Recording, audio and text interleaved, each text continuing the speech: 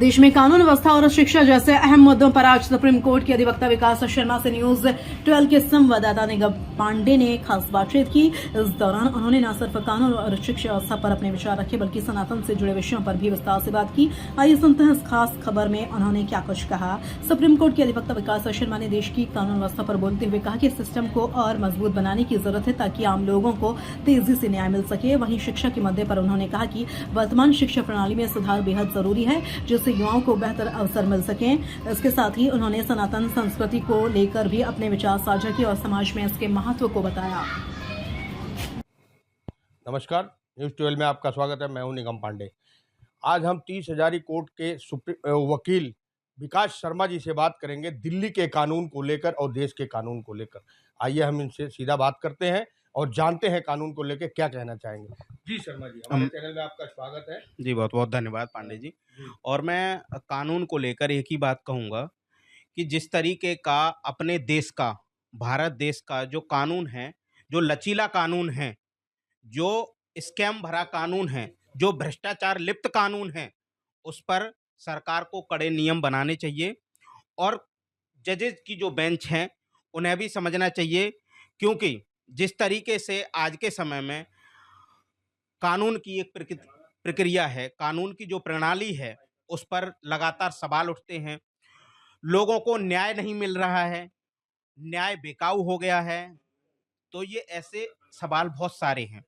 उसमें मैं ये कहना चाहूँगा कि जो 6-6 महीने के, 5-5 महीने के, 1-1 साल की कोर्टों में केस में डेट लग रही हैं, उस पर भी नियम बनाने चाहिए कि इतने समय में ये केस खत्म हो सकता है।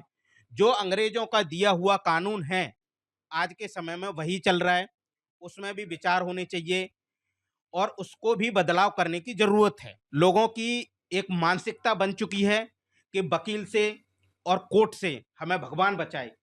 तो ऐसा क्या कारण है? क्या उन्हें न्याय नहीं मिल रहा है, इसलिए वो ये सारी चीज़ें कर रहे हैं? उन्हें कानून व्यवस्था पे पूरी तरीके से भरोसा नहीं है, वो इसलिए ये सारी चीज़ें कर रहे हैं। और ऐसे में अगर समय सीमा निर्धारण नहीं की जाएगी कि अगर मान लो कि रेप का केस हुआ, तो रेप केस में पुलिस अपना खुद कलम चला के उसे अडल्ट भी साबित कर सकती है, उससे नाबालिग भी साबित कर सकती है। वो जैसे चाहें आईओ उस केस को उस तरीके से मोड़ दे सकता है और जज उस पर ही कानूनी कार्रवाई करेगा।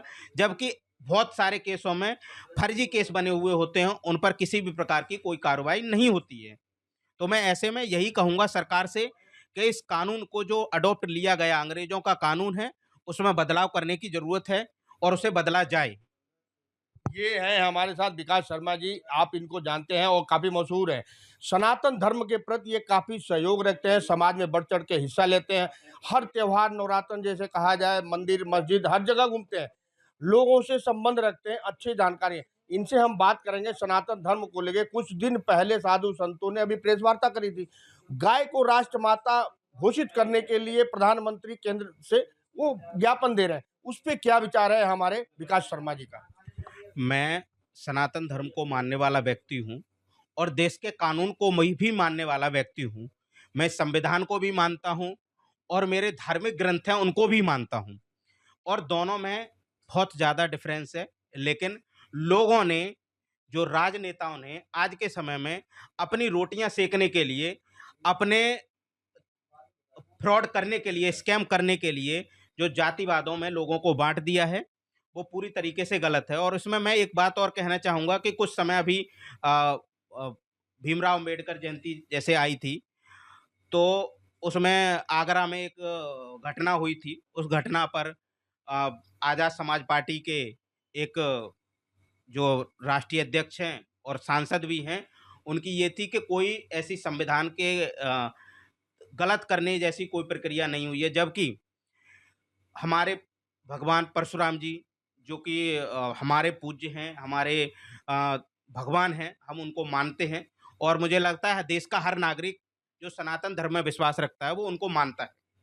तो ऐसे में उनके ऊपर झंडे लगाना, तो उनकी ये प्रक्रिया थी कि वो उसमें कोई संविधान का ऐसा कुछ नहीं है, कोई दुरुपयोग नहीं किया गया है। क्या ऐसा अगर हम आम नागरिक या जो सनातन धर्म को मानने वाला व्यक्ति है, वो अगर जाके अंबेडकर जी की प्रतिमा पर अगर ऐसा करेगा तो उस पे तो एफआईआर हो जाती है। अभी कुछ दिन पहले की ये घटना है। मैं तो खुद एक अधिवक्ता हूँ, मेरे परिवार के ही लोग थे, मेरे पिताजी पर एक अ, दलित ने, ठीक है, दलित नहीं कहूँगा क्योंकि वो मेरे ही गाँव के समाज के लोग हैं, उन्होंने फर्जी एससी-एसटी का मुकदमा दर्ज कराने की कोशिश करी, लेकिन पुलिस ने जाँच करी, निष्पक्ष जाँच हुई। स्कैम ब किया। इसी तरीके से यूजीसी का लोग अनैतिक तरीके से स्कैम करेंगे और फर्जी एफआईआरों में हज़ारों की संख्या में लोग जेल में बंद होंगे। तो इस पर भी मैं कहना चाहता हूँ कि सरकार को इस पर विचार करना चाहिए। किसी भी कानून को, किसी भी लॉ को, किसी भी विधेयक को ऐसे पास नहीं करना चाहिए, जो कि आम जनमानस के, आम नागरिक के खिलाफ हो। तो शर्मा जी हमारे दर्शकों को भी संदेश दे दीजिए। एक एडवोकेट हैं और सलाह भी अच्छे देते हैं आप, और सलाह देने के साथ-साथ हमारे दर्शकों को कुछ ऐसा बोल दीजिए कि दर्शक आपको बराबर देखते रहें। जी, बिल्कुल। मैं सभी से यही कहना चाहूँगा कि कानून प्रणाली में बदलाव की ज़रूरत है, जो कि बहुत ज़्यादा ज़रूरी है। जो अंग्रेज़ों का दिया हुआ कानून है, उसपे बदलाव की ज़रूरत है।